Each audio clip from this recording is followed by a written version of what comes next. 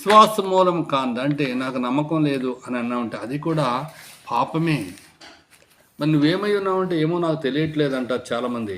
మరి తెలియటలేదు అని తప్పించుకోవటం కూడా పాపమని దైవగ్రంథము సెలవిస్తూ ఉన్నటువంటిది ఉంది. మరి విశ్వాసం కావాలి అంటే ఏం చేయాలి? హెబ్రీ పత్రిక 12:2 మనకందరికీ తెలుసు. విశ్వాసమున కర్తయు దాన్ని కొనసాగించేవాడైన యేసు వైపు చూడవలసినటువంటి వారున్నాము. అన్ని విషయాల్లో కూడా నువ్వు యేసు వైపు చూడగలిగినట్లయితే నువ్వు గొప్ప విశ్వాసిగా చేయబడతావు.